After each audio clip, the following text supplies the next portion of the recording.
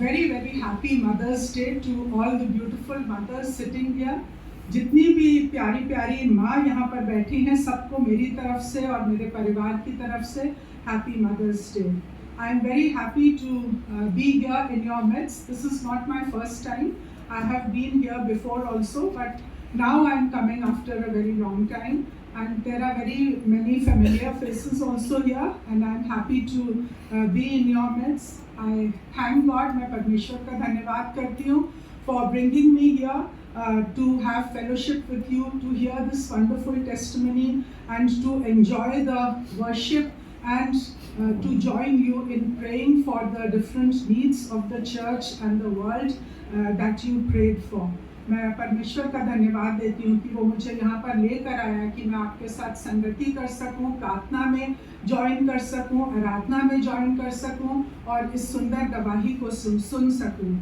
I thank the pastors, Pastor Raja, Pastor Ashish and Pastor Shimi also for giving me this opportunity to be able to speak on Mother's Day. A subject, the subject of motherhood is very close to my heart because I am a mother myself. क्योंकि मैं खुद एक माँ हूँ, मुझे माँ के बारे में बाइबल से बोलना बहुत अच्छा लगता है क्योंकि मैंने खुद बहुत सारी चीज़ें सीखी हैं बाइबल से एक माँ के विषय में.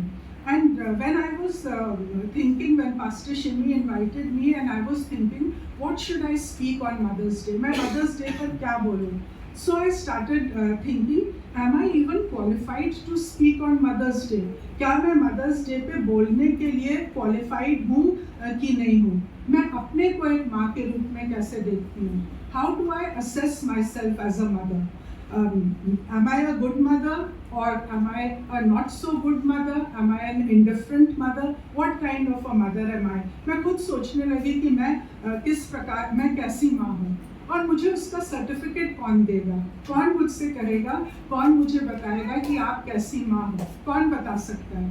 आपके परिवार के लोग या आपके बच्चे ही बता सकते हैं कि आप कैसी माँ हैं. बाहर के लोग तो बाहर के तरीके से देखते हैं, but your children know what kind of a mother you are. My children are now adults. Okay, मेरे बच्चे जो हैं बड़े हो गए, but once upon a time they were very small also. And I'm telling you, even though they are adults, I still need help. आज भी मुझे काउंसिल की ज़रूरत होती है बच्चों को रेज करने में, बच्चों से बात करने में. These days I am reading a book called Doing Life with Your Adult Children. अब आपके बच्चे जब बड़े हो जाते हैं तब आपको उनके साथ कैसे कम्युनिकेट करना है, कैसे व्यवहार करना है, और वो किताब भी मेरे लिए बहुत हेल्पफुल है. Like all mothers, I also have been through the joys and the challenges of motherhood, the ups and downs, the highs and the lows. It has never been a smooth ride. जितनी भी माँ हैं सबको पता है कि बच्चों को रेस करना कोई आसान काम नहीं है. कभी ऊपर, कभी नीचे, कभी मुश्किल, कभी बहुत अच्छी चीज़ें, कभी ये जर्नी जो है स्मूथ नहीं है.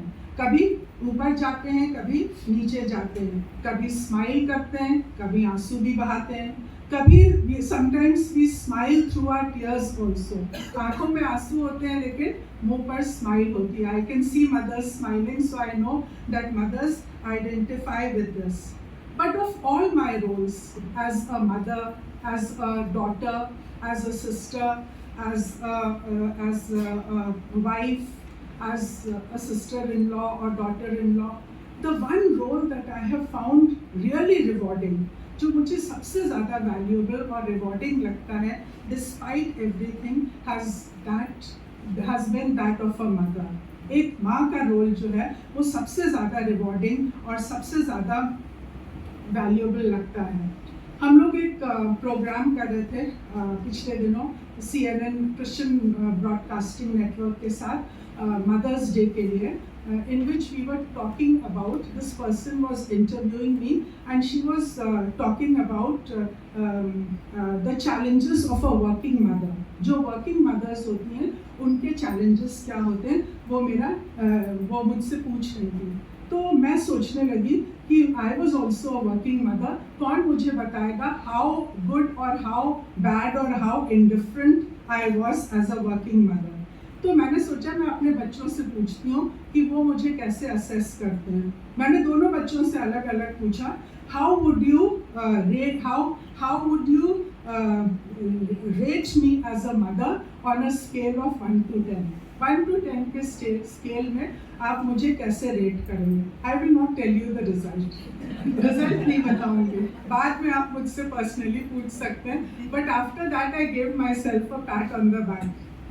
तो there were lots of things happening when they were growing up. और एक दिन मेरा बेटा मुझसे बात कर रहा था, तो मैंने उससे कहा, देखो ऐसा है कि when you were born then I became a mother. जब तुम पैदा हुए उस दिन मैं माँ बनी, तो I am as old as a mother as you are. जितने साल के तुम हो उतने ही साल के मैं भी माँ हूँ। You did not come with a manual, so I had to learn how to be a mother. मुझे भी सीखना पड़ा परमेश्वर की दया से। मेरे पास बाइबल है और परमेश्वर है जिसने मुझे सिखाया हाउ टू रेज यू।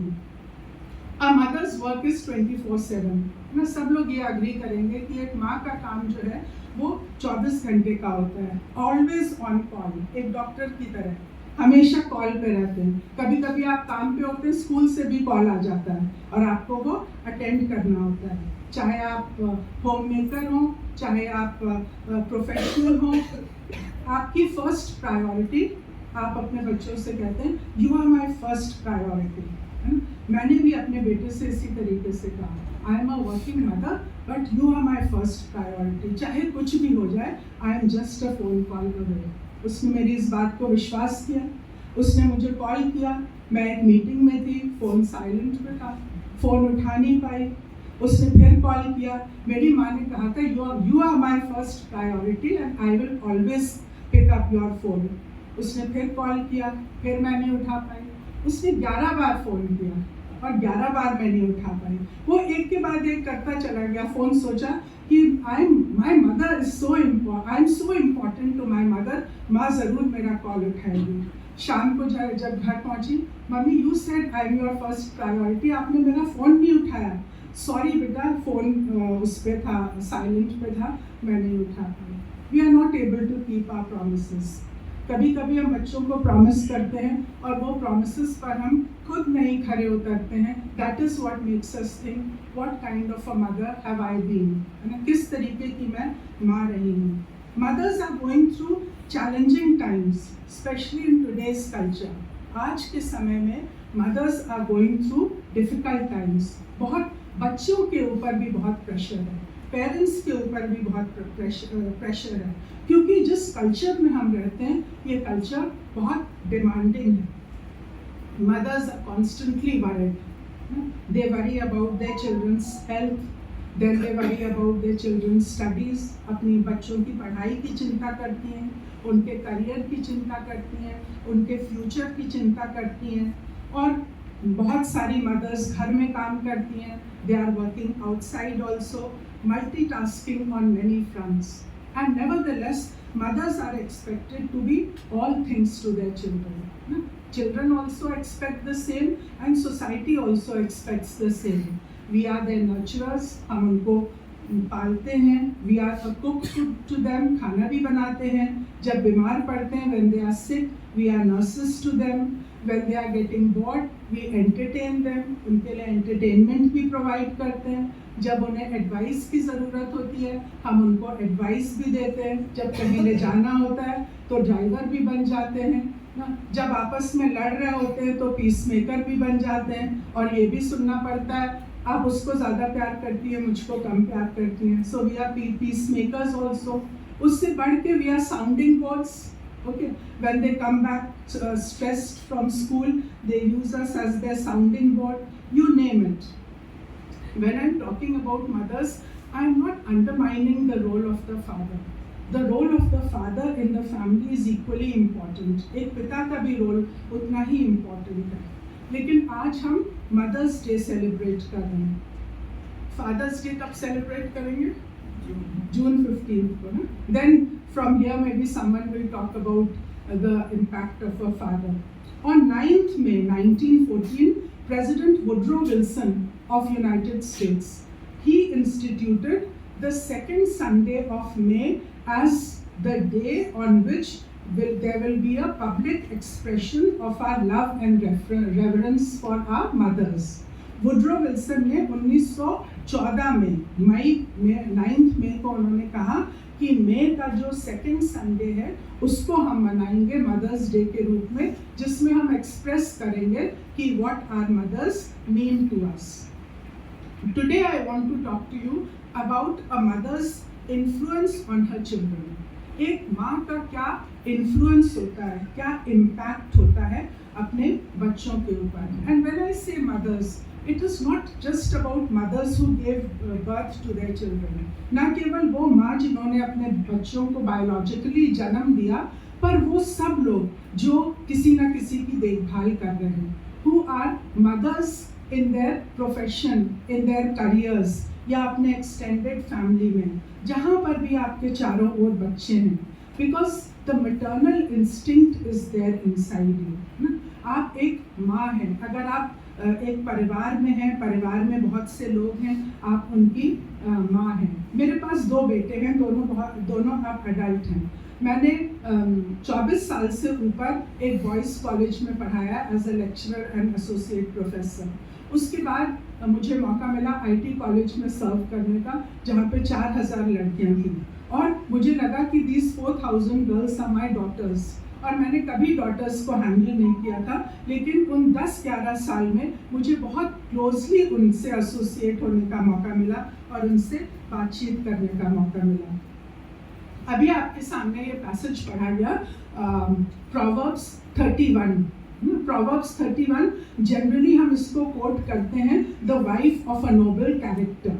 एक ऐसी पत्नी की इसमें कहानी है जिसको कि बहुत आदर्श माना जाता है, an ideal wife. But before that जो फर्स्ट वर्स है इसकी, यहाँ पर लिखा है, the sayings of King Lemuel and oracle his mother taught him. We know that most of the proverbs in the Bible were written by King Solomon. But how, where does King Lemuel come from? ये King Lemuel कौन है जो 31st chapter में appear होता है? और जब मैं इस पर रिसर्च कर रही थी तो कई जगह देखने को मिला कि हो सकता है किंग लेम्यूएल जो है वो that is another name for King Solomon. Maybe King Solomon used to call his mother used to call him by the name of Lemuel. कुछ बाइबल स्कॉलर्स का कहना है that King Lemuel is another king who is talking about his mother here. But whatever the identity of King Lemuel is, the fact is that here he is talking about his mother. And the fact that this oracle is included in the Bible talks about the value the words of a mother adds to the scriptures. क्योंकि इस व्यक्ति ने, king लेम्यूएल ने, अपनी माँ के शब्दों को बाइबल में रखा और प्रोवर्ब्स में रखा. ये दिखाता है कि एक माँ के शब्दों की कितनी वैल्यू है. और इसमें यहाँ लिखा है the oracle his mother taught him. Hindi में बहुत अच्छे वर्ड्स जो शब्द इस्तेमाल किए गए हैं, प्रभावशाली वचन. किंग लेम्यूएल या लेम्यूएल राजा की माँ के प्रभावशाली वचन, the powerful words of a mother which are included in the scripture. और 2 से लेकर 9 पद तक, verse 2 to verse 9, she tells him a number of things. Because her son is also a powerful king. वो केवल उसका बेटा नहीं है, परंतु एक बहुत बड़ा राजा भी है जो एक बहुत बड़े राज्य पे राज करता है. अभी ये पैसेज पढ़ा गया, घर जाके इसको दोबारा पढ़ सकते हैं. वो उसको क्या बताती है?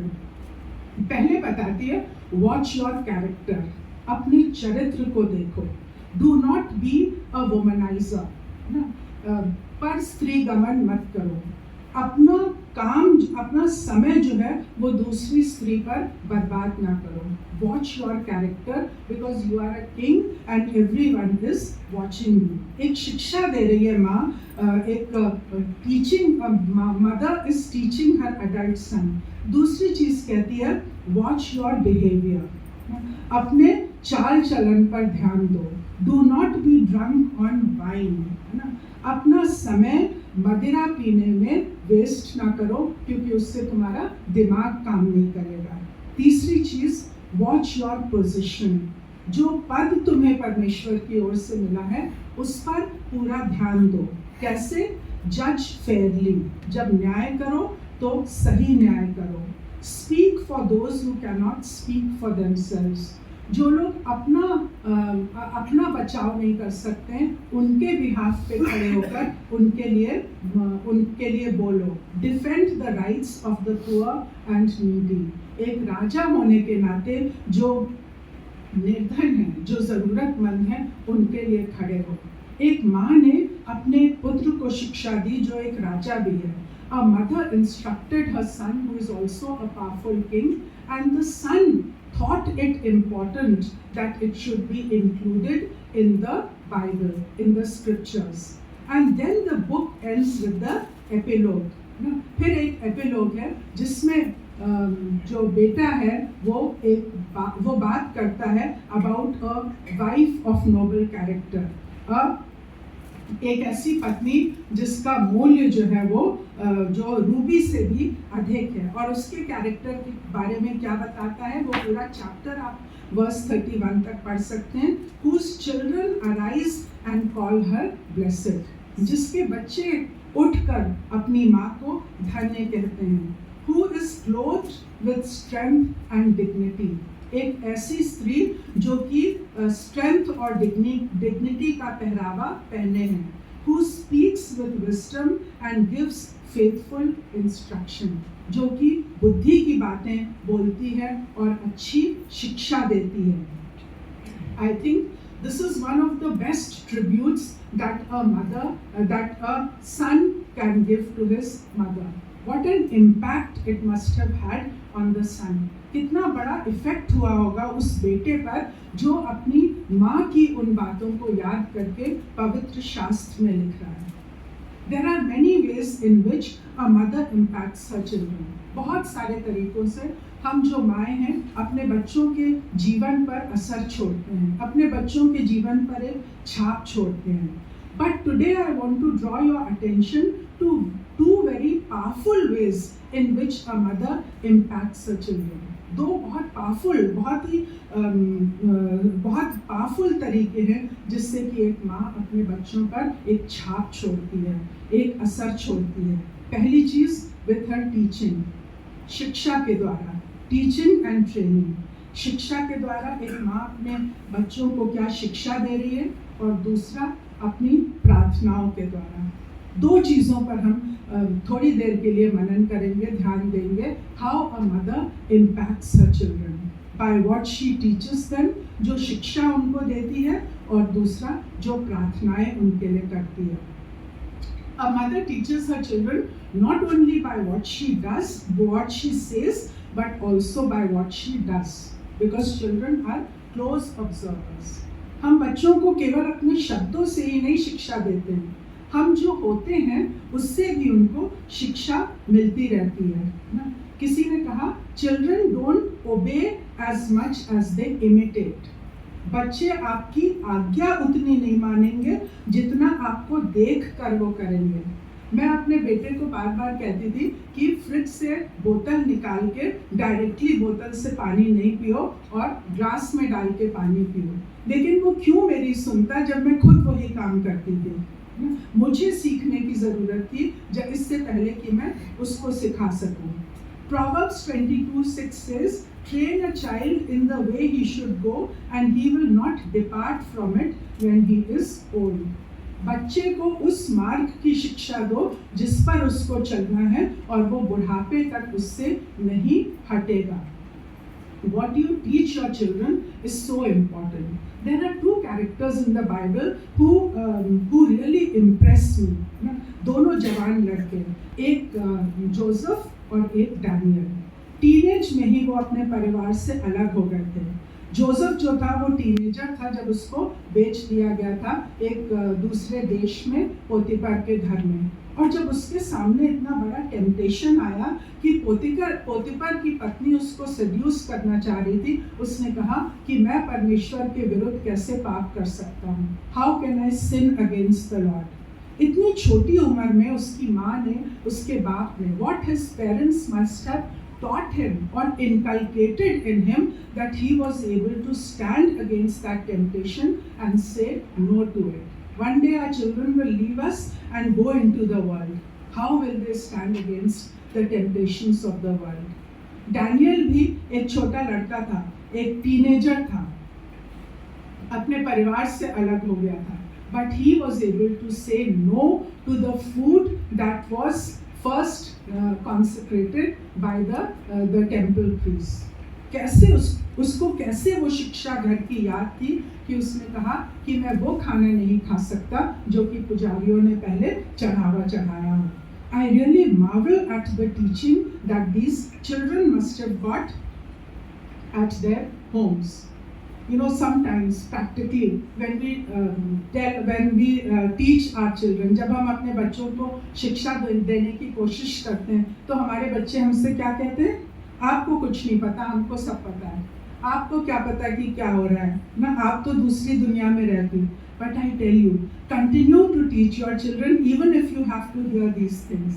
You know, one of the sweetest things that I hear from my children, जो बात मुझे बहुत अच्छी लगती है सुनने में, ज़्यादा नहीं सुनने को मिलती है, कभी कभी मिलती है, जब वो मुझसे कहते हैं, हाँ mummy, I realized you were right.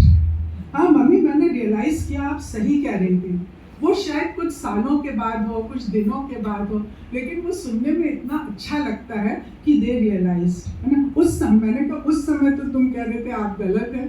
नहीं mummy, now I realized you were right.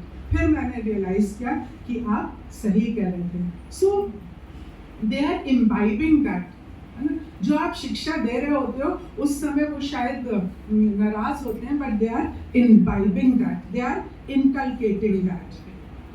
Paul commends Timothy for his sincere faith.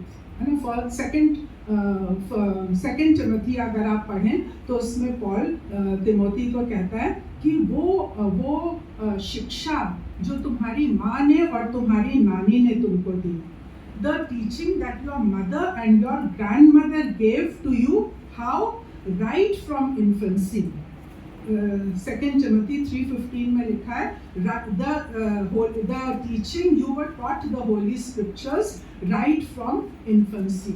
ना जब तुम छोटे बच्चे ही थे, बोलना भी नहीं चाहते थे, तुम्हारी माँ ने तुमको वो शिक्षा दी. And he says, I commend this work of your mother and grandmother. So what you teach your children, never underestimate it. Never be discouraged if they say आपको कुछ नहीं पता, हमें सब पता है ना, या हमें नहीं सुननी आपकी बात. They are imbibing that. The best thing that you can pass to your children is faith in God, which will give them a strong foundation and help them to face the storms of life. जितना ज़्यादा आप उनके faith को strong बनाएंगे, एक दिन हम और आप नहीं होंगे, लेकिन जब हमारे बच्चों के सामने मुश्किलें आएंगी, चैलेंजेस आएंगी, है ना, स्टॉर्म्स आएंगी, आंधी तूफान में जब वो घिरेंगे, तो ये जो फेथ आप उनको दे रहे हैं, जैसे कि टिमोथी की मदर और माँ और नानी ने दिया, ये फेथ उनको सस्टेन करेगा, ये फेथ उनको संभाले रहेगा. तब आपकी बातें उनको याद आएंगी. I am reminded of Susanna Wesley. Susanna Wesley जो थी वो John Wesley की मदर थी. John Wesley was the founder of the Methodist movement in the world. Susanna Wesley had 19 children. उनके पास 19 बच्चे थे, जिसमें से 9 जो थे वो पहले ही मर गए थे, बर्थ के बाद मर गए थे. Only 10 children survived, and she was homeschooling them. वो उनको घर पे पढ़ा रही थी, घर पे उनकी देखभाल कर रही थी और घर पे ही उनका सब काम कर रही थी. हम लोग 2 बच्चों को संभालने में कितना थक जाते हैं और कहते हैं कि कितनी मुश्किल है 2 बच्चों को पालना, लेकिन वो 10 बच्चों को अपने घर में पढ़ा भी रही थी और पाल भी रही थी. She was teaching them and she was raising them as well. And you know, she would spend 1 hour every week with every child exclusively to talk to them about their spiritual life, to ask them if they know Jesus Christ as their personal Savior, to ask them if they were reading the Bible, to ask them if they were praying. to ask them if they had any spiritual questions. क्या उनके दिमाग में या उनके मन में कुछ ऐसी बातें हैं जिसका कि जो वो डिस्कस करना चाहते हैं. 1 hour every week. Her 2 sons, Charles Wesley and John Wesley, they became pillars of the Methodist movement in the world. Methodist movement के 2 बेटे pillars बने. बहुत से गाने जो हम चर्च में गाते हैं, they were written by Charles Wesley. And John Wesley, you know, he traveled the entire length and breadth of England and of America on his horseback. घोड़े पर बैठकर वो अपनी बाइबल को पढ़ता रहता था और उसका प्रचार करता रहता था. उसने बहुत सारी sermons लिखे, more than 400 sermons, and he wrote books on medicine and physics as well, science as well. और उसने एक बहुत अच्छी बात कही, उसका कोटेशन जो बहुत फेमस है जॉन वेस्ली का, do all the good you can, by all the means you can, in all the ways you can, in all the places you can, as long as you ever can. है ना. इसको हिंदी में translate करना मेरे लिए शायद मुश्किल होगा, इसलिए मैं फिर से पढ़ देती हूँ. Do all the good you can, by all the means you can, in all the ways you can, in all the places you can, to all the people you can, as long as you can. अच्छा करते रहो जब तक कर सकते हो, जब जिन लोगों के साथ कर सकते हो, जहाँ तक कर सकते हो. Even historians record that the changes that came in the 18th century English society came not because of a revolution but because of a revival. Historians भी इस बात को मानते हैं कि जो सोसाइटी के अंदर चेंज आया वो एक रेवोल्यूशन या रिवोल्ट की वजह से नहीं आया, कोई बड़े युद्ध की वजह से नहीं आया, परंतु एक रिवाइवल की वजह से आया जो कि चर्च के अंदर से स्टार्ट हुआ. जॉन वेस्ली ने कहा कि लोग अगर चर्च नहीं जाते हैं तो चर्च को बाहर जाना चाहिए लोगों की नीड्स को पूरा करने के लिए. और आपको पता है जॉन वेस्ली वो पहले व्यक्ति थे जिन्होंने महिलाओं को लाइसेंस दिया कि वो लोग भी जाकर चर्च में प्रीच कर सकती हैं. He was the first person to give a licence to women to be able to preach in churches. नहीं तो मैं और आप इस समय यहाँ पर खड़े होकर परमेश्वर के वचन से नहीं बोल सकते थे. He was a pioneer. Proverbs 1:8 and 9 says, "Listen to your father's instructions and do not forsake your mother's teachings. They will be a garland to grace your head and a chain to adorn your neck." Hindi में कोई भी पढ़ सकता है मेरे लिए. Proverbs 1:8-9. अपनी माँ की शिक्षा के लिए,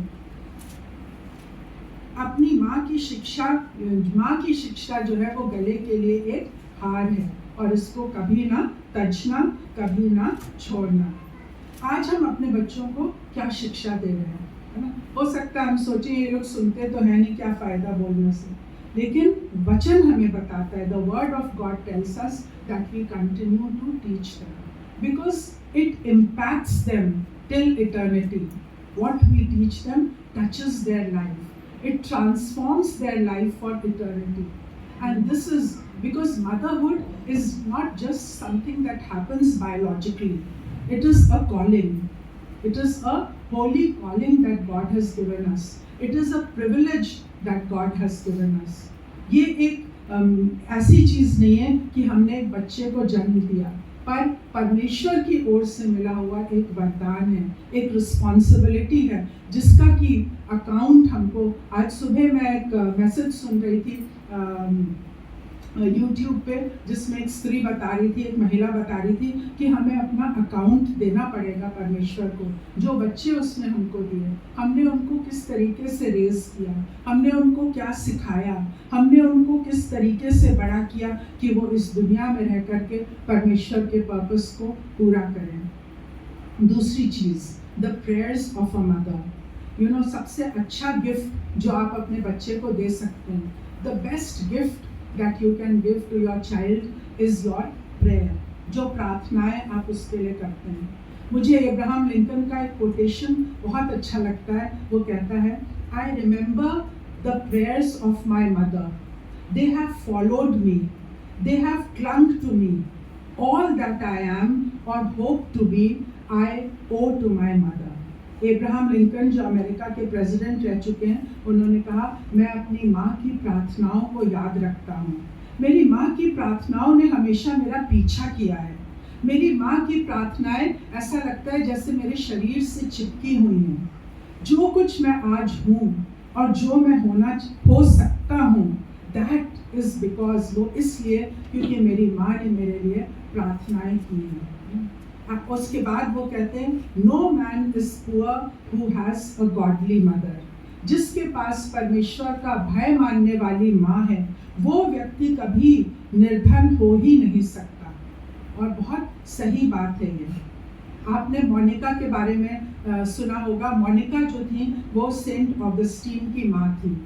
और ऑगस्टीन जब एक छोटा लड़का था, when he was a young boy, he was born in the province of Numidia in Italy.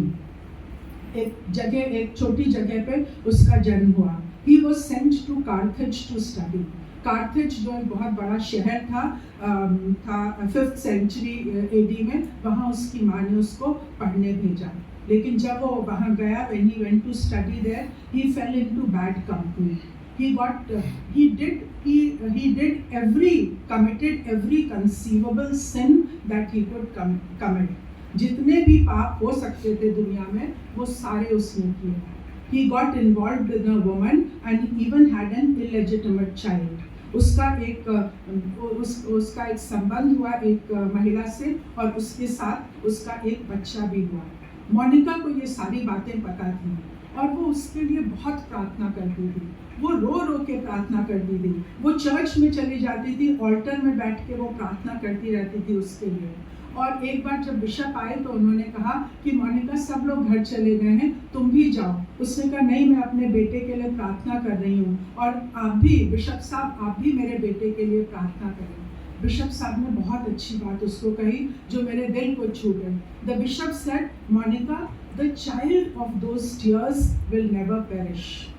इन आंसुओं से प्रार्थना करा हुआ बेटा बर्बाद नहीं हो सकता। And eventually Augustine gave his life to Christ and he became one of the greatest church leaders of the 5th century. Even today in theological colleges, his book titled Confessions is taught. What an impact! It really touched my heart. This sentence, what the bishop said is, the child of those tears will never perish. ये आंसुओं का बच्चा जो है, बेटा जो है तुम्हारा, ये बर्बाद हो ही नहीं सकता। This is the miracle of a mother's prayers who never gives up. एक माँ जो बिना गिव अप करे ना, बिना हाथ खड़े, बिना ये सोच के कि अब कुछ नहीं हो सकता, अपनी माँ के लिए अपनी आंसुओं से अपने बच्चों के लिए प्रार्थना करती रहती है। Let me give an incident how I experienced the miracle of prayer. मैंने अपने जीवन में कैसे एक्सपीरियंस किया। मेरा बड़ा बेटा जो है वो USA में है, वो रिसर्च कर रहा है इलेक्ट्रॉनिक्स में। एक दिन उसने फ़ोन किया वहाँ से, वो लैब में अकेला था। He called me and it was 3 AM, रात के सुबह के 3 बजे थे, वो लैब में था और यहाँ लखनऊ में 2 बजे थे। He said, Mummy, I have to submit the readings from this experiment tomorrow at 10 o'clock. I borrowed this instrument from another lab, but it is not working. It is just not working. Everyone has left the lab. I am all alone, and tomorrow I have to submit the readings at 10 o'clock. The instrument is not working. What do I do? ये instrument काम ही नहीं कर रहा है, मैं क्या करूँ? मैंने कहा, अगर तुम यहाँ होते तो मैं तुम्हारे लिए कुछ कर सकती थी। इतने हजारों मील हैं हमारे बीच में, मैं कुछ भी नहीं कर सकती, पर एक चीज़ कर सकती हूँ, चलो हम लोग प्रार्थना करते हैं। We will pray now. I was in office. There was a break for lunch, 2 बजा था, and I said, Aman, let's just pray, forget about everything, and because you can't do anything at 3 o'clock in the morning, I can't do anything for you. Let us just pray. And we prayed on the phone. मैं ये बताना चाह रही हूँ, हजारों मील दूर के बीच में भी परमेश्वर कैसे काम करता है। हम दोनों ने प्रार्थना की। उसके बाद मैंने उससे कहा कि अब तुम सब बंद कर दो, go back to your room and get some sleep. He said okay, उसने लैब बंद किया, लाइट्स ऑफ की और जाके सो गया। उसके कुछ घंटों के बाद फ़ोन आया मुझे, मम्मी जैसे ही मैं एक्साइटेड वे में बोलने लगा, जैसे ही मैं लैब में पहुंचा वो इंस्ट्रूमेंट काम करने लगा, वो सारी रीडिंग्स मिल गई और मैंने 10 बजे प्रोफेसर को जमा भी कर दी। I said, Aman, now you realize the power of prayer, what we cannot do. Even though my heart cried for you, I could not do anything. I saw that you were alone in the lab at 3 o'clock in the morning. I saw that you were struggling the whole night without getting any result. I could not do anything, but God could do. And I was reminded of this incident कि जो चेले थे रात भर वो मछली पकड़ते रहते, रात भर मछली पकड़ते रहते, और यीशु मसीह ने आके उनसे कहा यहाँ जाल डालो, और जब उन्होंने वहाँ जाल डाला तो इतनी मछलियाँ आई कि उनसे वो जाल फटने लगे. The nets were broken. We can struggle all we like, but when God intervenes, when a mother intervenes, when a mother cries, this is what I am telling you, the power of prayer of a mother. I experienced the miracle of praying for a child who was thousands of miles away. We do so much for our children. Whatever we do impacts their lives. We care for them. हम उनकी चिंता करते हैं, हम उनके लिए provide करते हैं, हम उनके लिए इनहेरिटेंस छोड़ते हैं, हम उनसे कहते हैं जो कुछ हमारा है वो तुम्हारा ही है, हम उनके लिए शायद पैसा छोड़ते हो या धन दौलत छोड़ते हो, but the way we train them in godliness. लेकिन जब हम उनको परमेश्वर के रास्ते की शिक्षा देते हैं और उनको ट्रेन करते हैं तो वो उनको इम्पैक्ट करता है, उनके कैरेक्टर को इम्पैक्ट करता है, उनके जीवन को, उनकी लाइफ को इम्पैक्ट करता है. It impacts their heart and their soul. It impacts them for eternity. It impacts them not just for this life, but it impacts them for eternity. You know, even if we want to do everything for our children, there are things that we cannot do for them. No matter how much we try, no matter how much we want to take their pain upon ourselves, we cannot do so. हम चाह कर भी उनके दर्द को अपने ऊपर नहीं ले सकते. We cannot be everywhere with them. Even if we want to be where they are in order to wipe their tears and help them, we cannot do that. But God can. The safest place where we can place them is in the hands of God. हमने जब ये service start की थी, हमने यही कहा था, God is also a mother. God has the heart of a mother. God said, a mother who feeds you can forget you, but I will never forget you. एक दूध पिलाती माँ अपने बच्चे को भूल सकती है, परंतु मैं तुम्हें कभी नहीं भूल सकता. I have carved you in the palm of my hand. मैंने तुम्हारा चित्र अपनी हथेली पर खींच रखा है. Your stronghold is always before me. तुम्हारा चित्र हमेशा मेरे सामने रहता है.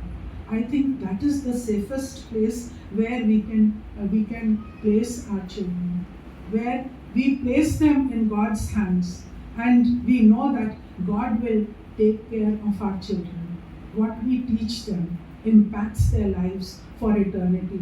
जो हम उनको शिक्षा देते हैं वो उनके जीवन को अंत के अंत तक, अनंत तक उनको इम्पैक्ट करती है. Our prayers follow them and cling to them. मुझे एब्राहम लिंकन का ये कोट बहुत अच्छा लगता है. My mother's prayers have followed me. मेरी माँ की प्रार्थनाएं मेरा पीछा करती हैं. And they have clung to me. वो ऐसा लगता है जैसे वो मेरे शरीर से चिपक जाती हैं. So that they will be where God wants them to be. ताकि वो हमारे बच्चे वहाँ तक वो बन सकें जो परमेश्वर चाहता है, वहाँ तक पहुँच सकें जहाँ परमेश्वर चाहता है. You know, we make plans for our children, but God's plans for them are always better than ours. हम तो यहाँ तक सोच सकते हैं, लेकिन परमेश्वर वो सोचता है जो कि हमारे लिए पॉसिबल भी नहीं है ना. क्यों? क्योंकि परमेश्वर की इच्छा उनके लिए कैसी है? The will of God for them is good, perfect and pleasing. भली, भावती और सिद्ध इच्छा परमेश्वर की उनके लिए है. तो क्या हम अपने बच्चों को, जब हम उनको रेस कर रहे हैं, जब हम उनको बड़ा कर रहे हैं, उनको परमेश्वर के हाथ में ना दें, क्योंकि वही सबसे सेफ जगह है. और another thing that I would encourage you, don't ever give up on your children. चाहे कुछ भी हो जाए ना, मोनिका की बात को याद रखिएगा, the child of those tears will never perish. Continue to pray for them, continue to uphold them, and God will honor your prayers. परमेश्वर आपकी प्रार्थनाओं को सुनेगा, क्योंकि उसने आपके आंसुओं को देखा है. हन्ना के पास तो बेटा भी नहीं था. Hannah did not have any children. She was praying for a child, and she said, I will dedicate this child to God. And God saw those tears. God heard those words which she was only mumbling. जो याजक था वो कह रहा था कि तू शायद नशे में यहाँ पर बैठी हुई है, लेकिन वो कह रही थी मैं अपने हृदय की पीड़ा से प्रार्थना कर रही हूँ. God honors the prayers that we pray for our children. God honors what we teach our children. And the best thing that we can teach our children is the fear of God, faith in God, so that they will walk in the path from which they will never get carried away. उस मार्ग की चिंता शिक्षा दो जिस पर उसको चलना है, and they will not depart from it even when they are old. वो अंत तक उस मार्ग से नहीं भटकेंगे. May God bless you. This is a short message that I just wanted, that God put on my heart to share with this church. I would now request all mothers, even fathers, those who are carrying a burden for their children in their hearts, and even those who are carrying a burden for other children in their hearts, to just rise as we lift our children before God's throne of grace, and as we commit them to God, and as we pray for them. If you have a burden for your child, and if you are praying for your child, or any child for that matter, just rise and together let us pray for our children.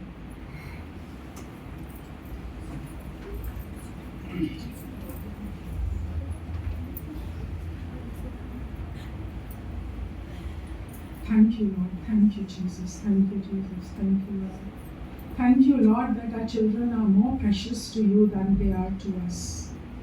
प्रभु, हम धन्यवाद देते हैं, ये बच्चे आपने हमको एक gift की तरह दिए हैं, और ये आपको उतने ही हम जितना उनको प्यार करते हैं, आप उनसे कहीं ज़्यादा उनको प्यार करते हैं. Lord, we bring your children before your throne of grace today. प्रभु, हम आपके अनुग्रह के सामने अपने बच्चों को लाते हैं. There is a child who is struggling in his studies, Lord. There is a child who is struggling with addiction.